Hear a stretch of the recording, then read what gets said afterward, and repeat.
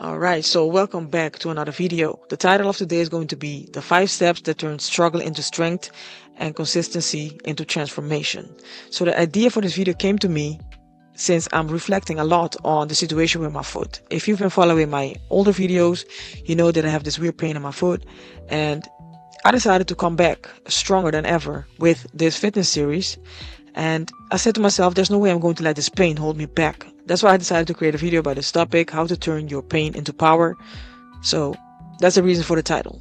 So let's go over some of the topics we're going to talk about today. So first, we're going to talk about why motivation isn't always enough, how to handle the days you don't feel like showing up, and how shifting your mindset can make low energy days productive. Chapter 2 is going to be about consistency and action.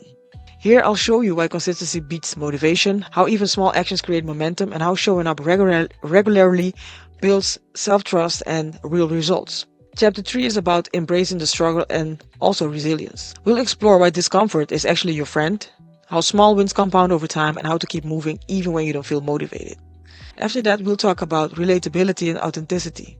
I'll share why honesty and showing your real effort connects more than perfection, and how the little reflections and choices you make shape your growth. Last but not least, Chapter 5 is about life lessons beyond fitness.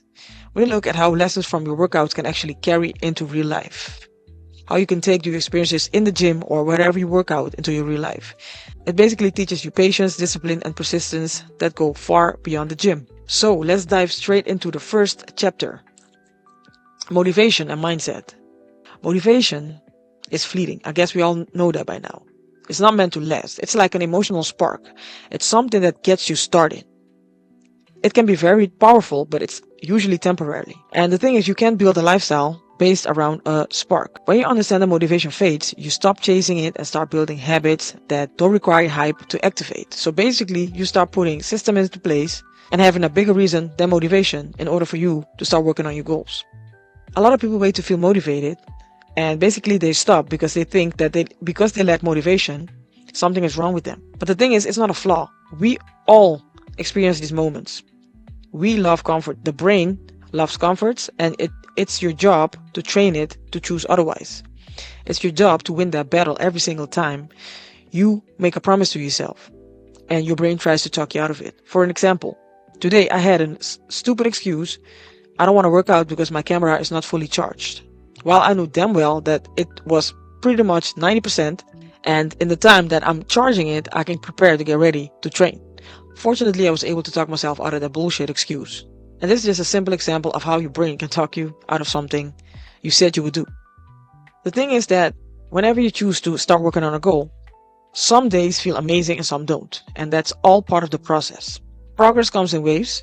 Both good and bad days matter. Growth happens when you win the battle despite resistance. The thing is, you need to realize that resistance will always be there. We love to be comfortable.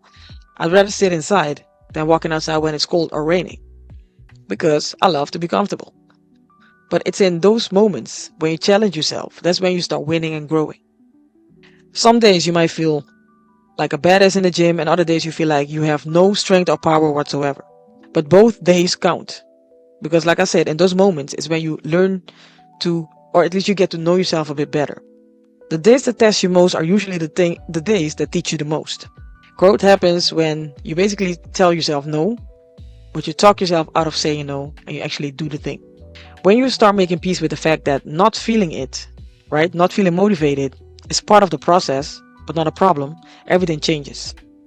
Because discipline isn't punishment, it's self-respect, it's self-love. It's basically showing yourself that you are worth the effort, even on days you don't feel like it. And when you start reframing your resistance as a training ground, you start seeing discomfort as evidence of growth, not setback. If it was always fun and game, everybody would be in shape. But the thing is, it is not, right? A small majority of people, or a small percentage of people, are actually in the best shape. It's due to having so much discipline that they don't let anything stop them. Because remember, motivation is doing something when you feel like it, and discipline is doing it whether you feel like it or not, no matter the circumstances, the weather, and stuff like that. Now let's go over consistency and taking action. Like I said, consistency beats motivation. You show up even when you don't feel like it, and it builds self-trust. Somebody who is consistent and disciplined, take action no matter what. Because if you wait for motivation, usually you will procrastinate. Every time you delay action for a better mood, you reinforce hesitation. But when you act regardless, you rewire your brain for decisiveness. Most progress happens not because people feel ready, but because they move while doubting themselves. And they move even though they don't feel like it. We shouldn't wait around for the right mood, because then for the majority of the times you will not do anything. If I wait for the right mood for me to get to my job early in the morning, I wouldn't go. And I wouldn't get paid, and I wouldn't have a roof over my head. But I choose to go because I need it. Because I know I have a purpose, I have a goal. And that's what keeps me going. It's the same thing with fitness or starting a business, starting a YouTube channel, etc. You do something because your why is bigger than the thing. Another thing is that movement fuels emotion. You never think your way into motivation. You move your way into it. Even 5 minutes of action can shift your entire state. And I talked about this in previous videos. Whenever I feel down, doubting myself, I move. I choose to move. Because when you move, your energy moves with you. And this can shift your whole mental state. Once you begin, your mind starts catching up. And this is why the first rep, the first step, the first movement matters most. It breaks the inertia. After that, energy flows naturally. Being consistent or being able to be consistent is a superpower, because a lot of people lack that. Being consistent transforms over time by showing up when no one's watching. You need to love yourself to such an extent and respect yourself to such an extent that you do anything and everything for you to better yourself, whether or not you have an audience. Me, for example, if I sit and wait for people to watch these videos, I won't be creating any videos. I'm doing it because I believe in what I'm doing. I'm doing it whether people watch or not. And for the people that do watch, I salute you, I appreciate you, and I'm grateful. But if I sit around and wait for me to feel motivated, I will not get any videos recorded. The majority of the time, I don't even feel like recording. But here I am because I believe in a bigger vision. So show up, no matter your audience, no matter how you feel. Because in those moments, you are going to grow. Alright, let's go over chapter number 3, and that is embracing struggle and resilience. Struggle helps you to build resilience. Struggle teaches you that no matter how shitty your situation might seem, if you keep going, it builds self-trust, and it shows you that you are stronger and able to handle whatever comes your way. Every time you push through resistance, you're teaching yourself that effort doesn't kill you. It shapes you, it makes you stronger. Growth isn't built in moments of comfort, it's forged in friction. It's forged in those battles, those moments you try to talk yourself out of whatever you're trying to do. When you push through a tough set or a long run, you're building proof that you can endure discomfort. And that proof transfers to every other part of your life. Being unmotivated does not mean that you are a failure. You'll have days where you want to quit, and that's okay. What matters is that you don't let that feeling define your behavior. It's not about being disciplined all the time. It's about learning to show grace to yourself and then still choosing action. For example, let's say on a day you don't feel like you have a lot of strength or you feel tired. You don't have to go and kill yourself in the gym, right? You can decide, instead of doing a heavy workout today, I'm going to try a lighter version, as long as I do something. That's what it's all about. Balance and self-care. Again, discipline is not punishment. It's showing up for yourself and showing yourself that you care for yourself. One thing I realized is that you cannot shame yourself into progress, but you can show yourself compassion, and this helps you to build momentum. The all or nothing mindset that I'm guilty of sometimes too, this kills consistency. The thing is, you don't need an hour in the gym all the time. You just need today's effort. The truth is, something small done daily builds more identity strength than something big done occasionally. The thing is, if you wear yourself out in the gym all the time, the chances are high that you will not be consistent because you're probably sore or maybe low in energy. But if you have, let's say, average sessions 4 times a week, it's better than just going once a week. Now, again, I'm not telling you to make it as easy on yourself in the gym, but instead of going crazy 4 times a week, you can also do it once, and then the other 3 are average. This way, you can build consistency, you can build the habit of actually working out, or whatever it is you're trying to work on. When we see, let's say, social media, people working out in the gym on Instagram and stuff like that, they always seem to love it, but that's not realistic. The thing is, you don't have to pretend you love it. You love to work out every day, because none of us do. Some days the energy just isn't there, and that's okay. What actually matters is honesty. Admit it when it's hard, when you're tired, or when you'd rather skip it. Showing up is better than being perfect. Especially if you're putting content out there. It's better to be honest about it instead of pretending like you like it every day. And real growth happens when you show up as you are, not just when you're at your best. People love to connect with things that are relatable.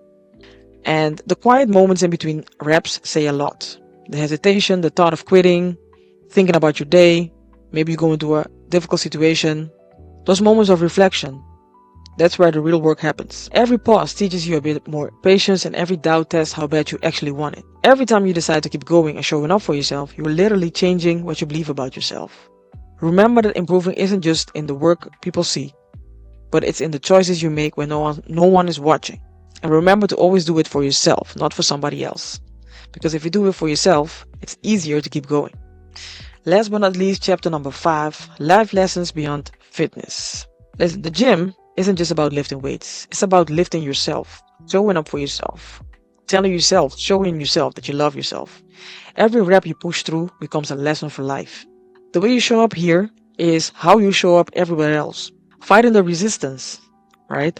Or lifting heavy things teaches you that you are able to literally carry whatever comes your way. It teaches you that you faced resistance before. Even the days you feel like you don't want to go and you still go, teaches you that you are able to handle whatever comes your way. It teaches you also to be patient with yourself, right? Maybe you can't lift 100 pounds right away, but you're building up to that weight. It teaches you to be patient with yourself, to give your body the time to grow and to be stronger, to get stronger. It also teaches you discipline and how to keep going when things get uncomfortable. And that's something you can carry into every part of your life. So remember that. Not to say that when you live, everything will feel alright. It might feel alright for a couple of minutes or hours. But being disciplined with your health, with your fitness, teaches you the importance of being disciplined in other areas of your life. Alright, so that was the video for today. I hope you found value. If so, like, share, comment, subscribe. Leave a comment in the comment section and tell me what's one lesson you've carried from your workouts into your everyday challenges. Share it below, and I'm curious to hear about it. If you made it this far, thank you for your time. And as usual, I will see you in the next one. Bye.